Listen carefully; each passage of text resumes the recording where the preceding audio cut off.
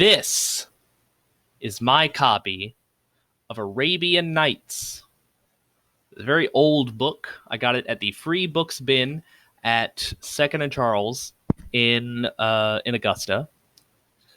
It is not the entire thing. It is selections from it.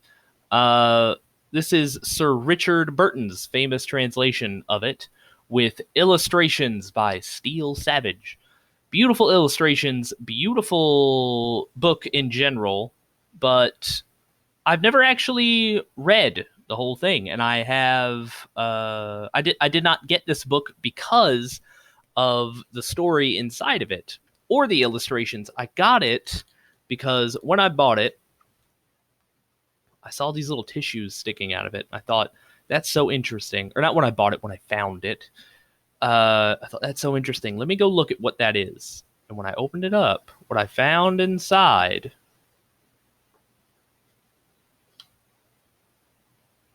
were these. These are pressed flowers. This is sort of a lost art in today's modern times. People don't do this so much anymore.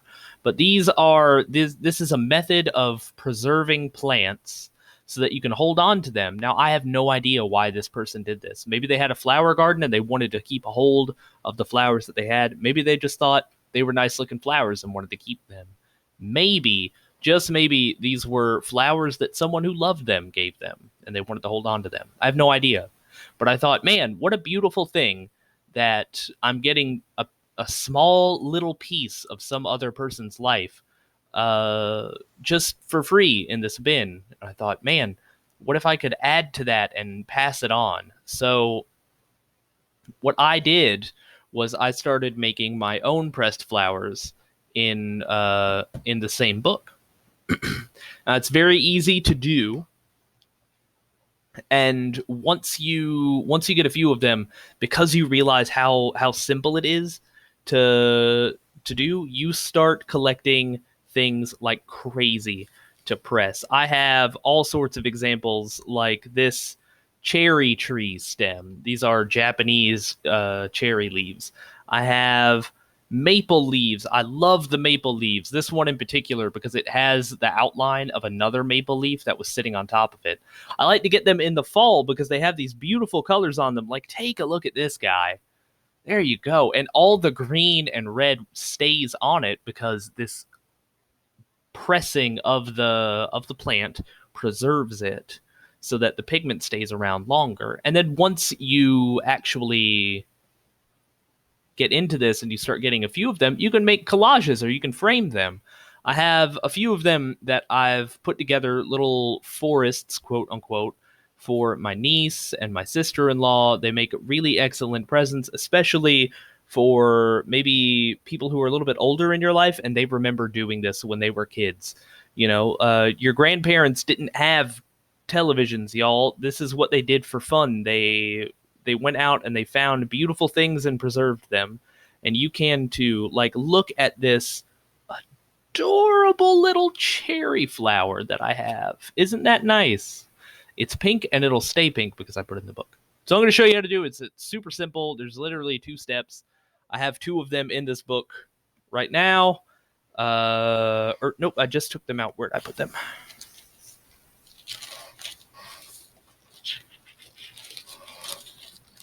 What do I do? Where's my flowers?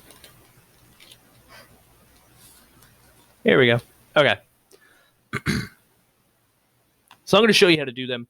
I have 2 of them right now that I'm going to show you. And you only need 3 things. You need either wax or parchment paper. These are very inexpensive items that you can get at the store. It looks like this. It's sort of translucent. Your parents might already have wax paper. It's pretty common to see, but having wax helps preserve the plants. Parchment paper is the next best thing. And if you don't have any of this, ask your parents if, hey, maybe could you just pick some up for me when you're at the store, if that's all right.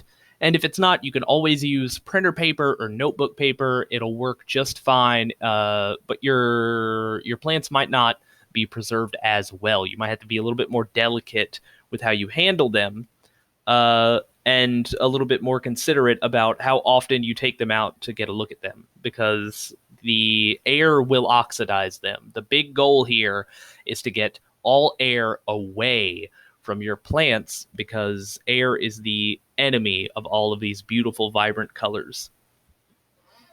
So I have, for your consideration, these two flowers, which I have already placed out.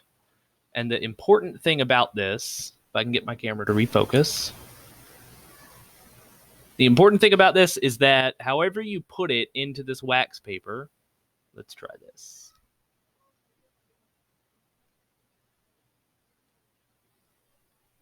However you put it into this wax paper, there we go. That's how it's going to stay forever. So you can't rearrange it after this. So if it doesn't look good here, it's just not going to look good. So you can see I already have a defect. Oh, there's a wrinkle in it right there, but that'll be okay. So I have placed this with all of the petals of this pansy fanned out as best I can. And for this honeysuckle that I have here, I actually have the plant, the flower on its side, so that you can see both petals of the plant. Now this one has 5 petals. This one has 2 petals. So one is odd and one is even, which means one is a dicot and one is a monocot, right? You tell me. Leave a comment about what you know about monocots and dicots, and which one you think is a monocot and which one you think is a dicot. So you put them in, you arrange them how you want them, you close up the paper. It's as easy as this. You close up the paper and then shove it in the book.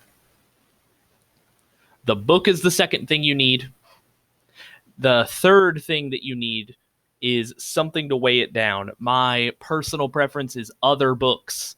I like to just throw big stacks of books. I have stacks of books all over my room. So why not throw a few flowers in there? So right now I have Lovecraft Country, my journal, and The Book Thief by Marcus Zusak, all on top of this.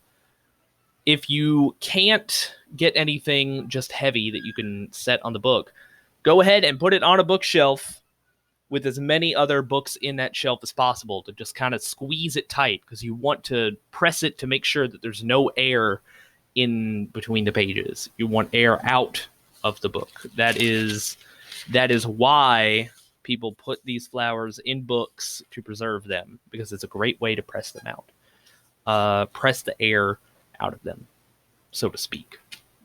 So yeah, after you do that, you just wait around you want to wait at least a month before you look at them again to see how they're doing, see how they've dried up.